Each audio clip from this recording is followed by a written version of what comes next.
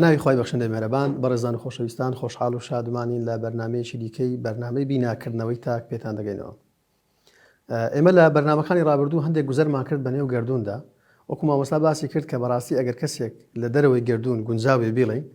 بێداخلی نێو گردوون بێ دواتر بێتن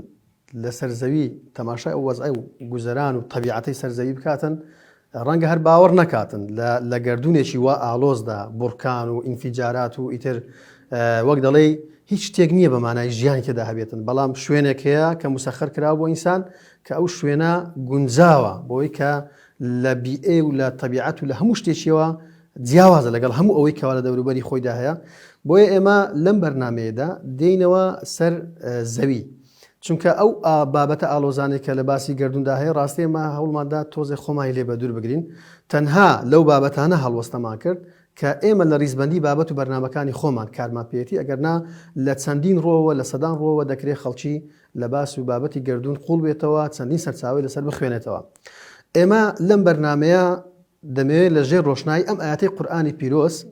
کە خوای پەروەردگار لە سوورەتی ئەلعنکەبوت ئاەتی 20 دەفەرمێ قل سیروا فی الأرض فانظروا كيف بدأ الخلق. کەواتە ئێمە دەمانەوێت لەم بەرنمەیەدا ئەگەر دەرفەت و ماوەمان گونجاو بێ باس لە تایبەتمەندیەکانی زەوی بکەین کە مادام زەوی ژیانی تێدایە دەبێت تایبەتمەندی تایبەتی بەخۆی هەبێت، زیاکردنەوەی خۆی هەبێت لەگەڵ هەسارەکانی دیکە. بۆیە لەگەڵ مامۆستا مەسعود درێژە بەم باس و بابەتە دەدەین لەم بەرنمەیەدا. مامۆستا بەخێر بێت. زۆر سپاس دەکەم، دەست خۆش بیش. مامۆستا باس لە تایبەتمەندیەکانی زەوی بکەین و ئەو ئاەتەی کە لە پێشەشیدا باسم کرد لە کتێبی ڕەوشی فەلسەفی سەدەی 21 ئەو ئاەتت باس کردووە زۆرێک لە نەقدیشت هەیە بەرامبەر بە زانایانی ئاینی فەقیهەکان کە دەڵێ لە ڕوانگەیەکی فەلسەفی و زانستی وردنەبووینەوە لەو ئاەتە. دەمەوێت لەم بەرنمەیە ئەو لەو دوو ڕوانگەیەوە لەو ئاەتە وردبینەوە و بۆچی ئەو قسەیەت کردەوە. بەنای خوای گەورە و میهرەبان هەروەکو باست کرد، یعنی ئەگەر ئینسان تەنها سەرزەوی دیتوی یان هەتا ئەمە خەڵکی ترمان تێ خەڵکێ تەنها گوندەکەی خۆی دیتی یان تەنها شار نازانی لەو دنیای چ باسە، نازانی لە شارەکەی چ باسە، چ جای بێ لە سەرزەوی یان لە خارجی زەوی چ باسە. ئەم لەبەرەوەی باسم کرد هەتا نەچێ ناو گردوون و قوڵایی گردوون نازانی چ نعمەتێک لەسەر زەوی هەیە. ئەوی ناوی لێنرایە نیعمەتە ظاهر و نیعمەتە الباطن. ڕاستی ئەوەی هەندێکی دەزان ڕەنگەوەی ظاهر بی، باتینەکەی هەر علم تەقەدم دەکا ئەوجە دەزانین. بۆیە ئەو بابەتە زۆر پەیوەندیدارە بە زانستی نوێ، بە فەلسەفە و بە ئاینیش، هەرسێک قسە و گفتوگویان لەسەر ئەو بابەتە هەیە. یعنی کە دەچێت دەرەوەی گردوون کە ئەو هەموو وەزعی دەبینی وەک خۆت باست کرد کە دەیوەسە گردوون ئەوجە دەزانی ئەو سەرزەویە ئەوە چی لە بۆ کرایە. هذا ئاماژەی ئاەتەکەش هەر ئەوەیە سیروا فی الأرض فانظروا كيف بدأ الخلق. سەدێمە سەری بەڕاستکە ناوی لێنرایە جەنە نیعمەت ئەو ناوانە ظەلوولە یان هەرچی ئەو ناوانەی کە لەسەر زەوی نرایە ئەوجە تێدەکەی مانای چییە. خۆ زەوی ئەگەر وەکو ئەوان تر بە ئێستا ئینسانێکی ببە سەر مەڕیخ ببە سەرەوەی نەک خۆڵ و گوڵ و هەوا و هیچی لێ نییە، هەر ئاردەکەس مەڕمەڕە چی لێ دەکەی، یعنی ئەوە هیچ جازبیە و یەک کۆمەڵ حتى دەڕۆی لە بەهندێکە دەرێ ئەن تحسوها لا تحصى، يعني لا تحصوها يعني تعدوا نعمة الله لا تحصى يعني ناژمێر درێ بەڕاستی. ئەجل لەو ئاەتەش نارێک کەیفە خولقە درێک کەیفە بەدە الخەڵق کەواتە باز لە سەرەتا دەکات. سەرەتای مەبەست پێی چێ لێرکوانە جاوا زۆر گرنگە. طبعا ئەوە یەکەم جارەمە باسمان کرد کە ئەرد و ئاسمان و هەم پێکۆ دروست بووینە. نێوانیە بێت تەمەنی ئاسمان دوو هێندەی تەمەنی زەوی بی یان تەمەنی ڕۆژ ئەوەندەی تەمەنی یەک تەمەن. کەواتە ئەگەر ئاماژەبی بۆ زەوی ئاماژەیە بۆ هەموو گردو یەک تەمەنە. بەڵام شتێک کرایە کە لە قورئانی دەرێ خەلەقە یەومەن وجعل فەرقی هەیە لەگەڵ خەلەقە. خەلق عملیەکی قورسە،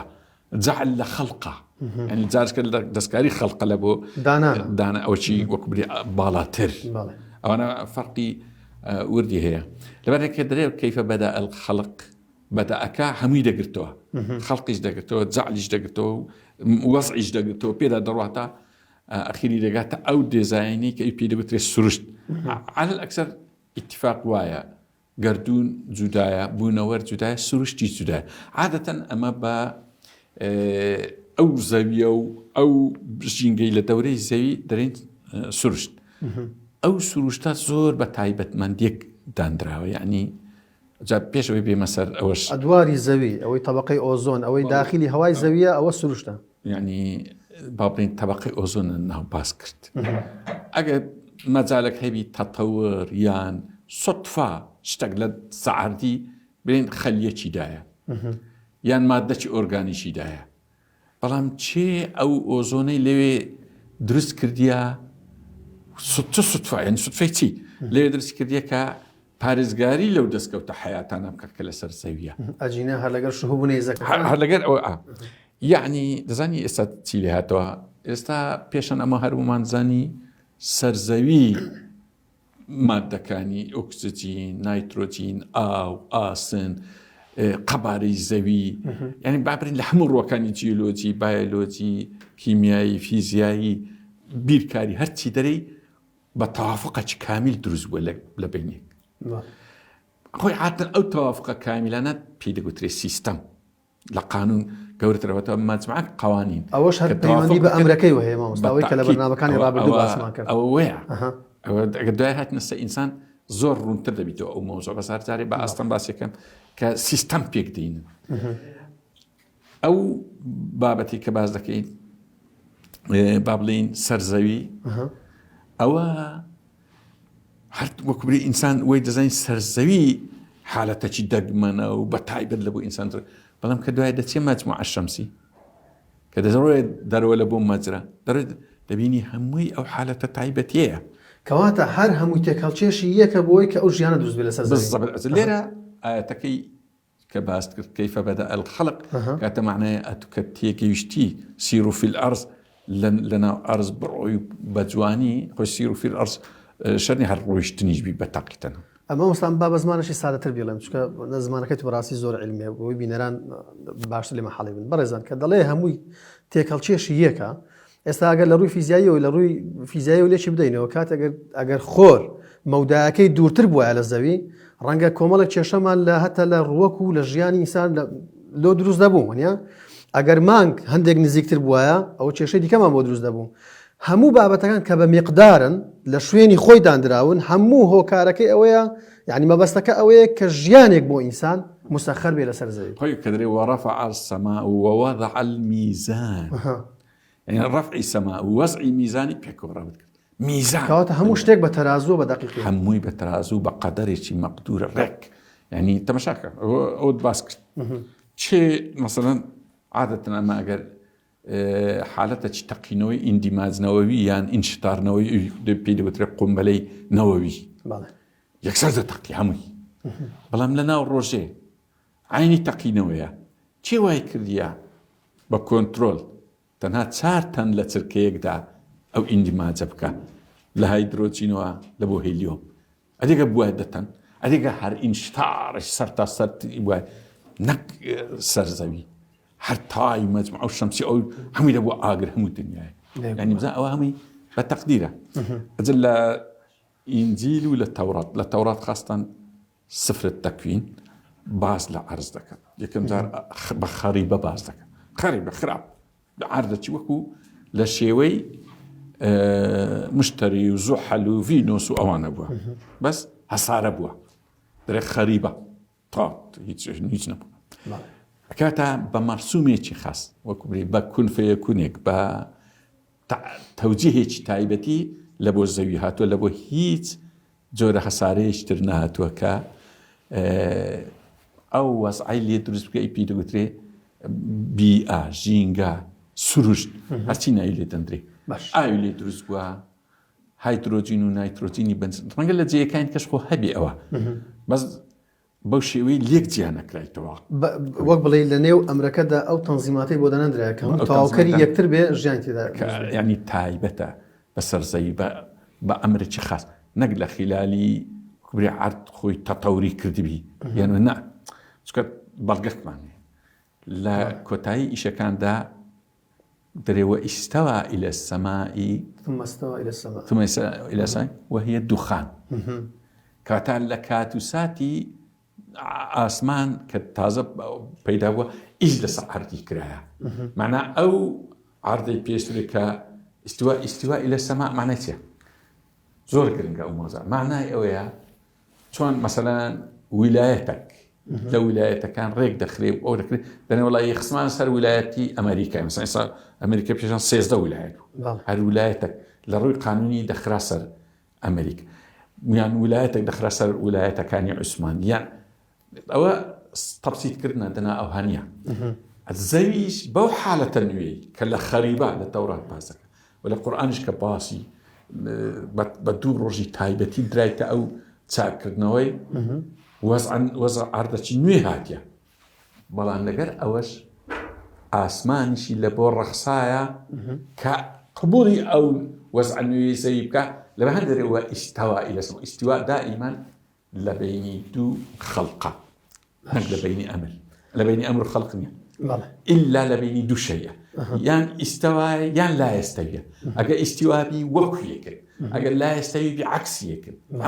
هەموو ئیستیوا و لا ئێستەوی یەک ئاەت هەیە مشکلەیە کە تێی ناگەین الرحمن على العرش استوى ئەوە شازل وەکو ئەوانە نییە یەکیان خوای گەورەیە یەکیان شەیە کەگەڵەکەی دیکە بینابی ئیستەوا بەکار نابی کەواتە لێرە دەبی مانایکی تایبەت معنایش تایبەت دوور درێژ ئەوە جار باشە مامۆستا دەمێ پرسیاریەوە بکەم ئێستا زۆر جار بەیە کە دەبینی لە وڵاتانی پێشکەوتوو گەڕان هەیە لە کۆمەڵی خۆر لە هەسارەکانی دیکە بە دوای ژیاندا گەڕان بۆ نەدەڕن لە فلان هەسارە ڕەنگە ئاوی لێبوو بێ لە فلان هەسارە یعنی کەواتە ئەو قسانەی کە بەڕێستان دەکەن ئەو شێوازە تەنزیمە تەسیسیە کە بۆ ئەو میزانەکە هەیە ئەگەر ئاویش هەبێ لە فلان شوێن مەرز نییە ژیان هەبێ کۆمەڵێک مەواسەفاتی دیکە هەیە کە پێویستە بۆ ژیان لەوێدان بوونی نییە ئێوە پاڵپشتی ئەوە دەکەن کە بۆ نمونە تاکە شوێن کە جێگەی ژیانی ئینسان بێت زیندەوەران و ئەو بێتن سەرزەوی بە تاکید هیچ کوکمان لەوەی نییە یەک شتەیە ئەوەی کە گەیشتە ئەو ڕادەی ناچارین بە سەریعی تەماشای هەڵوێستی زانستی بکەین هەڵوێستی فەلسەفی هەڵوێستی ئاینی ئاین قسەی کردووە لەسەر تەنها دوو شارستانی لەو گردونە هەیە شارستانی ئینسان شارستانی جن لەو دوێ زیاتریان بەڵام یەک ئاەت هەیە زۆر یعنی دەتباتەوە لایشکە کە باسی ئەرد و ئاسمان دەکە دەرەوە ما بەثە فیهما من الدابة تەورات بڕاچی باس کردیە ما يدب عن الأرض شرني أو هابي يعني دابة زور ما أتشون كمان مسألة شيء كشمان هي وما من دابة في الأرض ولا في السماء يا خو باسي الدابة دك لا أسمان يعني لا أسمان هو ما بث فيهما يعني فيهما شر كانت اللهجة دواء دائبين مثلا والشمس والقمر دائبين يشبه يعني كانت شرني لجج يعني دائبين لقال اشتشكيتك روج ومان وأسير على كل حال أويك هي لامان بوردي دو حضارة يشان إنسانة يشان جنة إنسان لسه الزاوية واضحة لما جن آية لقردونا شكيا كل برنامج يديكش لا شوية شيء ديالي كراوة لقردونا شيء هاو تريبي إيمة زور لامان هتا إستا واضح نيا بلان ولامي برسيالة الجرينكا كي جنابت أويا كسرزوي اصلا يعني وقت بيواي بليبين لا قردونا كان او حيرانك هي لا قندان شندر قشا فلان فلان قرق لفلان قرق فلان او يارك خويليه برك نيزي كلي ولا حد لبو خوشي بازكين لا قردونا كان قردوني ايما تایبەت مندی پێدرێ لە ناو گەردونی ئێمەش مەجرەی دەربت تەبانە تایبەتی پێدرایە لە مەجرەی دەربت تەبانەش مەجموعەی ڕۆژ تایبەتی پێدرایە لە مەجموعەی ڕۆژ سەرزەوی تایبەت یارەکەمان لێرە یەکە ژیانە زۆر دەستت خۆش بێت تەوان هەندێک جار هەیە بەڕاستی ئەگەر ئەمە بە سادەهی نەچینە نێو نمونە احتیمالی هەیە بابەتەکە زۆر ئاڵۆز بێ ئەمێن مامۆستا لە تایبەتمەندی زەوی شتێکی دیکە هەیە دەبێت هەڵوەسەر لەسەر بکەم نازانم لەو بابەتەی پرسیارەکەم هیچت مابوو ئەگەرنا ئێستا بە دەرفەتی دەزانم ڕاستی ئەمە ناتوانین لەو سیلسیلە بەرنامەی ئێمە هەموو شتەکان باسکەین بە قوڵی هەموو ئاەتەکان بە نمونە بە تەواوی بێنینەوە تەنها دەمانێت وەک هەڵوەستە بکەین بکەین بە دەواازەی کۆکردنەوە لەوەی کە ئێوە بتوان لە سەرچاوی دیکە لە شوێنی دیکەش خۆتان دەوڵەمەندکەن یەکێک لەو شتانی کە توان سوودی لێ بین بەڕێزان ئەو کتێبەیە ڕەوشی فەلسەفی سەدەی 21 کە باس لە خوا بوونەوەر مرۆڤ دەکا لەوێ بە شێوەیەکی زنجیرەیی بە شێوەیەکی تەسەلسل هەموو ئەوەی کە ئەمە باسی دەکەین لەوێ بە لایەنە زانستیەکەی بەوردی هەڵوەسەی لەسەرکرایتەوە دەکرێت ئیسیفادەی لێ بکەن و من ناشارمەوە بەڕاستی ڕەنگە مەوەستا مەسعود پێشی خۆش نەبێ قسەیم بەڵام دەیکەم لەبەرەوەی دەزانم سوودی دەبێ عادەتەن ئینسان کە کتێب دەخوێنێتەوە لایەکی دەپاچێنەوە شوێنی کە جێگەی سەرنجە بۆی کە دواتر زوو بیگاتێ ڕاستیە من لە چەند ڕۆژی ڕابردوو چەند لاپەڕێکم دەخوێندەوە هەستم کرد دەبێ هەموو لاپەڕەکان هەر بپاچێنمەوە لەبەرەوەی شتی زۆر باش تێدا هەیە و بە تایبەت چەند سنفەک هەیە ئەو کتێبە بخوێنەوە پێم خۆشە یەک لەوانە نخبەی زانانی ئاینی کە بەڕاستی قوربوونەوەشی باش تێدا لەسەر ئاەتە قورئانیەکان و ئەوانەی هەتا هەڵگری فکری مارکسین لەسەر مەدرسەی مارکسین ڕەنگە ڕێی پێچەوانی تێدا هەبێ بەڵام بەڵگە و ئەدلەی باشی تێدایە و هەموو ئەو گەنجانەی کە حەز بە خوێندنەوە دەکەن لە بواری فەلسەفە دەکرێت سوود لەو کتێبە ببینن بەڕێزان ئەمە ناوبڕێک وەردەگرین مامۆستا دواتر دێنە سەر تەوەرەکەی دیکەمان کە ڕەنگە ئەویش کێشە و مناقەشەیەکی درێژایی تاریخی تەسەر بێتن بەڕێزان ناوبڕێک وەردەگرین پاشان پێتان دەگەینەوە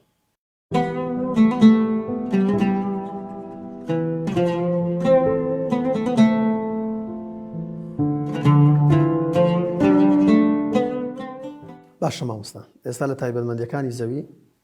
دێین باس و بابەتێکی کە عمقێکی تاریخی هەیە ئەویش مەسەلەی شکلی زەویە کە ئەو ڕۆی کە باس لە تەختی زەوی دەکا و ئەو لایەنگرانش کەوا باس لە خڕی زەوی دەکەن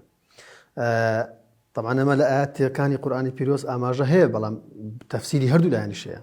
بۆ نمونە سوتیحەت باسی هاتووە وإلى الأرض كيف سطحت مد هاتووە بۆ نمونە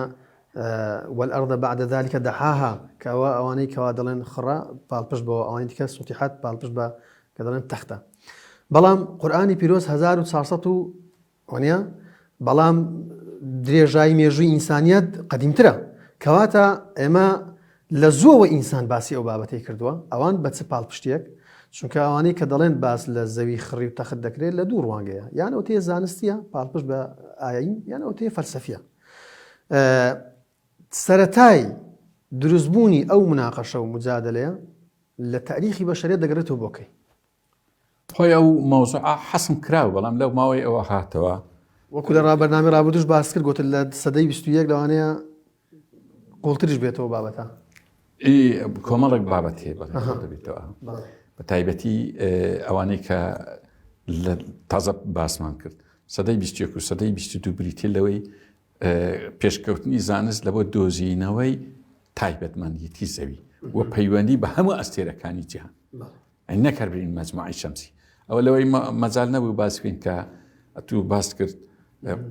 قل سيروا في الأرض كيف بدأ الخلق لوي انظروا كيف بدأ الخلق لوي دردكي كهمو بشكان همو تايبت معناتها كاني سرزي تيكراي علاقي بس بمجموعة الشمسية علاقي بالتيكراي كردون هيا يعني كاتا أمانات دانين هیچ بەشێکی گردون ئیمالکەین بابرین ئەرێ فلان مەجرە هیچ ئیشمان پێ ئەرێ با لای دەین لە گردون هەموو ئێرە وەزعیرە تێک و پێک دەچی يعني ئەگەر یەک علمی تەوازنە کەونی ئەی پێدون هاوسەنجی گردونی نەخین بی نازانی ئەوە چییە عەلا کولین ئەو مامۆستا بچینەوە گردون ناینەوە باسی بابەتەکەی خۆمان بکەین ئایا بە فعلی ئەو مێژووە دەگرێتەوە بۆکەی ئەو بابەتانە ئێستا مەسەڵەن هەندێک زانای سعودی و هەندێک خەڵکی تر خۆیان کە بە دیندار دەزانن و ڕەنگە هەر دینداریش بن وە بزانن ئەوە بەشێکە لە دین کە ئەگە بری عەرد خڕنیە عەرد پانتاییە کە لەگە ئاسمان هاوتەری بن ئەوان وەزان ئەوە ئەسڵێکی دینیە لە کاتێکدا ئەوە ئەسڵی دینی نییە دیندار لە تاریخدا گوتی زەوی خڕا دیندار گوتی زەوی دەسوڕێتەوە وەستاو نییە ئەوە بتڵی مۆس خاوەنی ئەو کتێبە گەورەی پیرەگوترێت تەرتیب ئەو کۆی کردیتەوە هەموو دیندارەکانی خۆی بتڵی مۆسەکان زۆرن بەز ئەو بتڵی مۆسی ئەمە باز دەکەین بتڵی مۆسەکی جوگرافی ناسا گردون ناسا ئەو لە سەروبەردی هێشتن فەلسفەی یۆنانی پەیدا بوو بیان پەیدا نەبوو ئەو هاتەکایەوە طبعا ئەو تاریخانە زەبر ناکری زۆر باش بەڵام مهمەوە سەدان ساڵ پێش زاینە پێش زاینە زۆر کۆی دەکاتەوە ڕای فەیلسوفە مادیەکانی زانست بۆ شێوەی نەبوو هەر فەیلسوفە و فەلسەفە مادیەکان کۆ دەکاتێت فەیلسوفە مادیەکان ڕەیان وابوو کە زەوی پانە خڕ نییە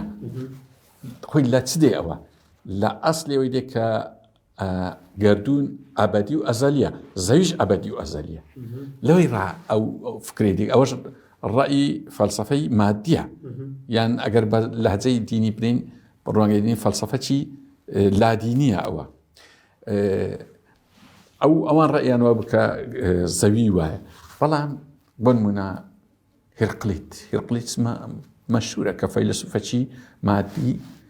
تەنانەت فەلسەفەی مارکسی زۆر شانازی پێدەکە کە ئەو یەکەم قسەی لەسەر دیالکتیک ئەو کردیتی کە گوێتی لە یەک کاتدا ناتوانین لە ڕووبارێکدا دووجار بەدەستمان بە ئاوێکی لە ڕووی نەوعی یەک ئاوە بەڵام لە ڕووی کەمی ڕەنگە ڕاست دەکە لە ڕووی کەمی عینی ئاو نییە بەڵام لە ڕووی نەوعی یەک ئاوە ناکات دیالکتیک ئەوە بەڵام شانازی پێ ئەو پێی وابوو نیوەتیرەی مانگ یەک پێیە خەبارگار ئەوەندەی وەیزانی هی وای تێکیش ینی ئەو فکرانە دەی زۆر جوان بۆردی بکەیت فەلسەفەی مادی لەتەر خراپ بە هەڵەتدا چوو لە ڕۆی وەی زانی بوو زەوی تەختە ئەوان بە پێی ئەو زانستەی کە سەردەمی خۆی هەیەیان بووە چونکە زۆر زەحمەتی شات و قەبارەی شتێک شکلەکەی دیاری بکەیت کە بۆ خۆت تێیدا دەژی ناتوانانی لە دوورەوە تەماشای بکەین بۆ نمونە ئەمە ئەگەر تاقا سەرچاوی پێش عەزرەتی نوح کتێبی ئیدریسی کە پێی دەوترێ هێرمسیە هەوار نایبان لە ئەوروپا ئەو کتێبە هەیە لێ باس دەکا باسی زەوی خڕبوون دەکا باسی ئاسمان دەکا کۆمەڵک زانیاری گردوونی زۆر گرنگ تێ ئەجە زەرە نسوس القەدیمەی ئەوە مەسەلە سەردەمی چییە کە باس دەکەم پێش عەزرەتی نوحە ئەوەش کتێبی ئاسمانیە کتێبی ئاسمانیە بەڵام چەندی مایە چەندی نمایە ئەو هەندێک زانیاری ماوە هەتا ئێستا خۆی کە دەرێ لەقەد کەتەبنا فی الزەبور من بعد الذکر خۆی ذکر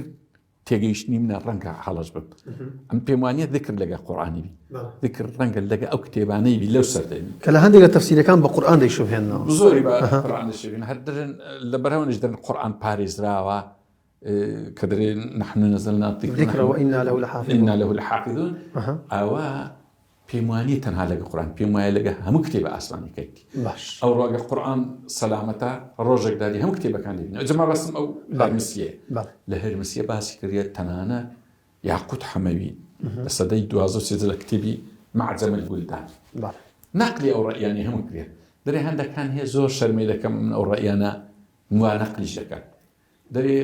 ئەو ڕەئیانە زۆری ئەسڵ ئیدینی نیە بەڵام هەندێک دیناریش هاتینە سەر ئەو ڕەئیەی کە زەوی تەختە زەوی لەسەر گا لەسەر قۆچیەوە هەوا لەسەر ئەو لە تەورات تشتیدایە ئەو قسە بەڵام لە تەوراتە ئەسلەکەیدا ئەوەی کە دەستکاری کرا کاتە ئەو زانیارێنی ئێستا کە هەندێک دیندار دەرێن کەواتە هەر تەفسیری بەشەرە کەوتۆتۆ لێ کتێبەکە و هاتۆتەوە بەردەستی ئینسان کاتە دینداری ئەوڕۆکە لە دلسۆزی دەیانوێ بیسلمێن زەوی خڕ دەزانی ئەسلەکەی چی ئەسلەکەی بطلیمۆسە هەندێک ئاەتەی گردوونی ئاەتەی تەوراتی بەهەڵا دانرێن چکەمە ڕێزمان بەڵام ئەمە باسی قورئانشمان کرد مامۆستا وإلى الأرض كيف سطحت بۆ نمونە ئێخۆوان ئەوانەی کە دەڵێن زەوی تەختە ئەوە بە نمونە دەینەوە یەک لە ئاەتەکان چۆن تێگەیشتنەکەی لە مصطلحی سطح ناکە ڕووتەخت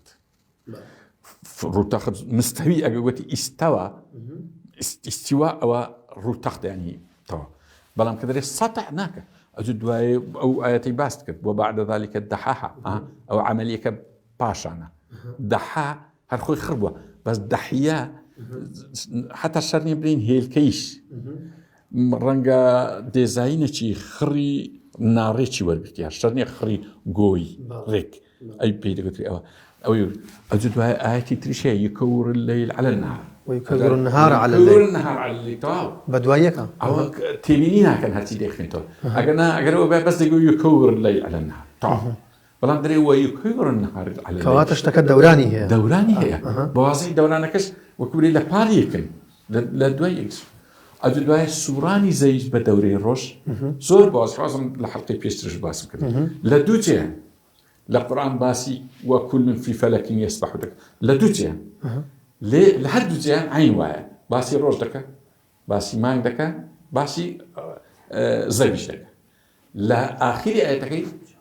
وەکبرێ خەبەریشە دەرێ وەکل فی فەلەکین یەسبەحون ئەگەر بەس ڕۆژ و مانگ باەتی وەکیلاهما فی فەلەکین یەسبەحون بەس دەرێ وەکل کەم وەزعمان لە بەرنامە ڕابردوو بە تەفاسیل باسی کرد بەس مامۆستا باشە مەسەلەی ڕوو تەختی زەوی کەوە تەختە ئەوانەی کە قەنەعەتیان وا بۆ دەڵێ برتەوە سەردەمانێکی زوو ئەی ئەوانەی کە وتیان خڕە چونکەوە ئێستا لە نیقاشدایە و لا یازالیش ئێستاش خەڵکەکەیە لە نێو کوردیش ینی نخبە هەیە گروپات هەیە قسەی لێ دەکەن هەرچەندە پرسیاری ئەو سەردەمی بەناو ئاچی دیکە دەمەوێت بیکەن بەڵام ئەوەی کە پێیان وا بوو کە زەوی خڕە ئەو دەگەڕێتەوە بۆکەی سەرچاوی ئاینیە تاکە سەرچاوی ئاینیە کە تەناوزانە دەنە کەس نەیدەزانی هەرت خڕە چکە تو هات تەماشا دەکەی کە دەڵی سەرچاوی ئاینی مەست پێ کتێبە ئاسمانیەکانی کەشە بەتاکی لەبەرەوەی نسبیان ئەمە ئەو زەویە لە بۆمان فراشە کە کوڕان لە نیعمەتەکان باسی فراشە نسبیەکەیە دەزانی دەبی سیاقی ئاەتەکەی کە باس دەکەی لی تێ دەکەی کە معنای نسبیەکەی چییە لەبۆ من نسبیان فراشە وەکو ئینسان کە بەسەریدا دەڕواتن ئەوە فراشە بەڵام کە سوتی حەت باز دەکە یکەور ئەوە لەسەر مستەوای گەردونی باسیەکە لێن دەڕاوایە لەبەرەوەی وەکوێ ئەو ڕەیەکەی ڕاستکراوە گوایە کۆپەرنیکۆس و گالیلۆ و کیپلەر و ئەوە نەزانین بەس پێشی ئەوان بڕتەماشای مەسەڵەن ئەو کتێبە کۆنانە ئیدریسی بکە ئیدریسی عالمەکی زۆر زۆر گەورەیە ئەلبیرۆنی زاینتی زەوی خڕە زاینتی تەنانەت کۆساین و ساین و کۆساینیشی بەکارێنێ ئەموو تەنقیم دیتانەوەە لە بۆ زەوی بەس لە هەمووان خۆشتر ئەو کتێبی تەفسیری ڕوح البەیان تەعان زۆر زۆر زانستی نییە ڕوح البەیان ئیپەرسەویە بە زۆر قسەی خۆش دەکە دەرێگە لە کۆنفۆش لە چێن درەیە لە ئیسپانیا و پورتغالی ئێستا دەرێگە هەرت کون بکەی دەرێت لە ئەرزی چین دەردەچی فەقیری نەیزانێ ئەو مستەلەحە نەبوو کوڕەوی دەخا بەس زانی تیشتێکی وایە چی گوتیات تعبیری بۆی کرد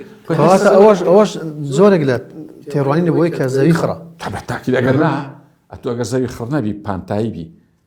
عردی کون کە هەر دەڕوە دەگەیشتە مانگا و دەگەیشتە تاریکایی کە لەسەریەکە بەڵام ئەو لێ عردی کونکەی لە ئەرزی چین کونەکە دەردەچی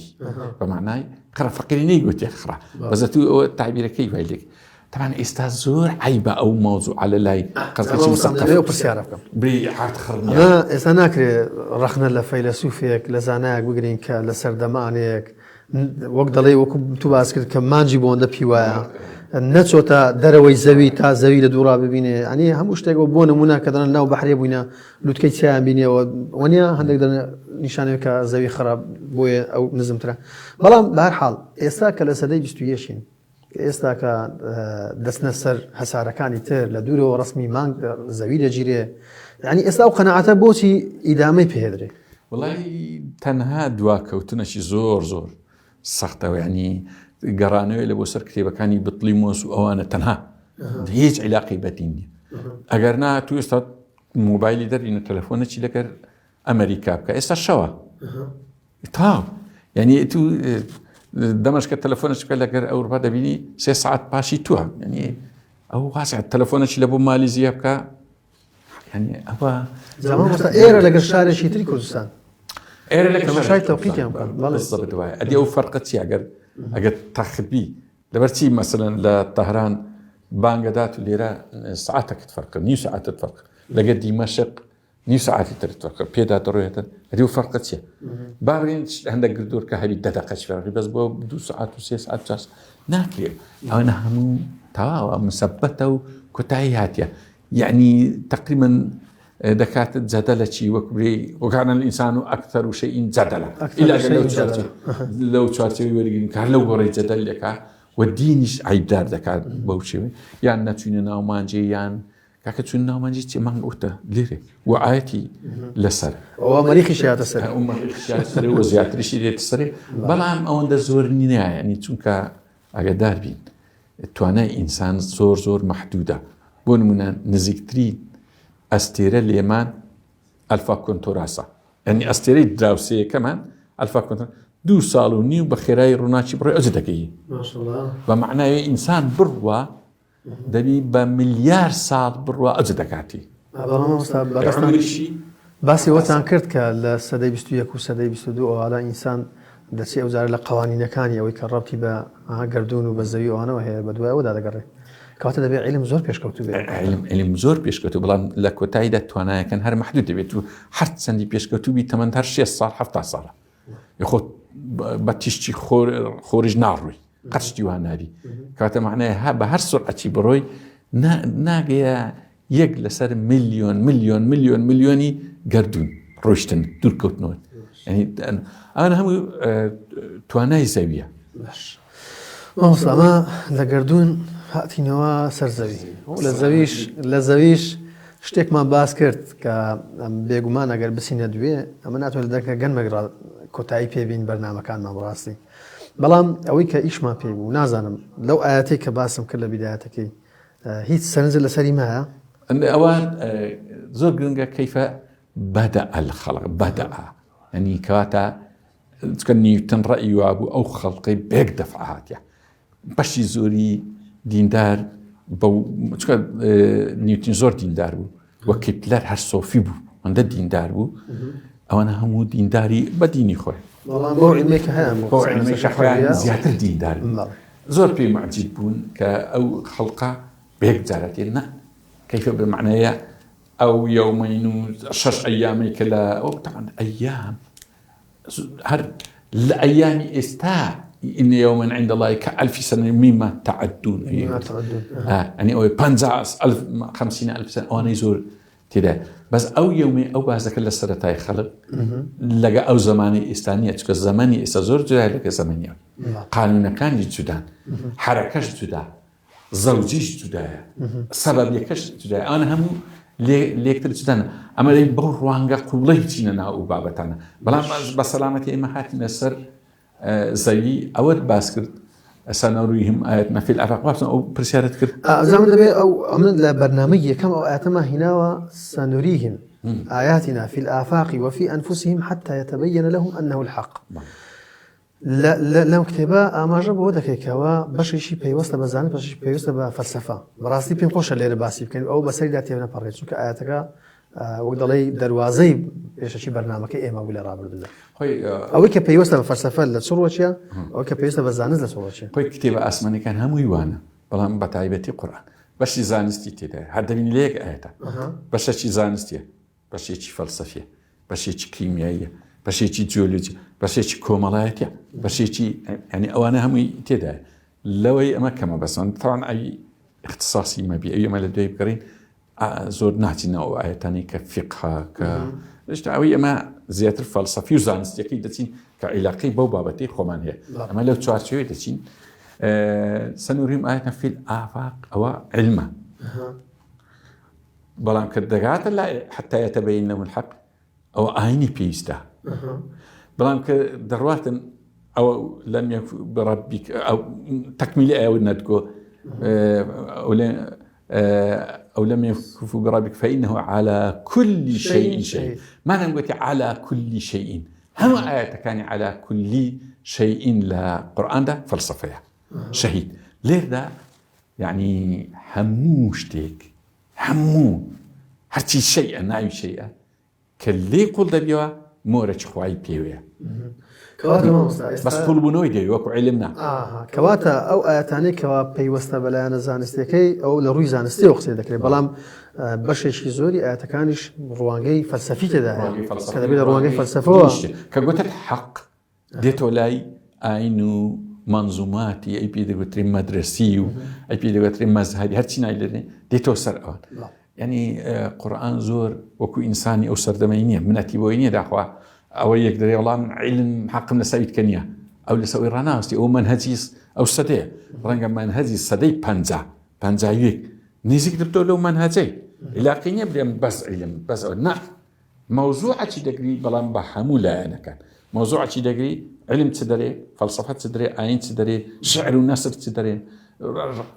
قصي شعبي رنجا وهاي ليبي هيني كدبيني أوه تري والله وتعنا بالقرآن أو رخني لسربو بۆ نمونە ئەگە ئینسان بی دەکەوێت زێر تاسیری دەرێ وکرد با دەستکاری بکەم بازوو ئەوەی بگۆڕم ئەو ئاەتەی بکەمە عرد بیکەمە کوڕەوی کورە بە خێرایی ڕێکی بێکم ئەو کوڕەویە ئینسان وایە بەس ڕەنگە پاسی دەق سەدەیتکە کورە دەرێ خۆ عرد کوڕەوی نییە کورە خۆ عرد هێلکەیش نییە نابێ ئەو ناوانە دەوی زۆر بوری ئەمە لە بەرنامەکانی ڕابردوو ئاماژەمان بە پەیوەندی گردون بەخوای گەورە و هەروە پەیوەندی مرۆڤ و گردون و لێرە بە دواوە دەمانێت لە دوای باس و بابەتی زەوی لە بەرنامەکانی داهاتوو ئەوەی کە ڕەبتی هەیە بە مرۆڤ بینەوە لای خۆمان و ئایتر ئەو یاسایانێکەوە پێیوەستە بە چاکسازیکردنی ئینسان ئەوەی کە ژیانی ئینسان ئەوانە هەوڵێنە چەند سیسیلەیەکدا ئەو باس و بابەتانەش درێژە پێ بدەین سپاسان دەکەین دەستان خۆش بێت وەرەزان هاتینە کۆتایی ئەم جارەشمان تا بێگەیشتنەوە خواتان لەگەڵ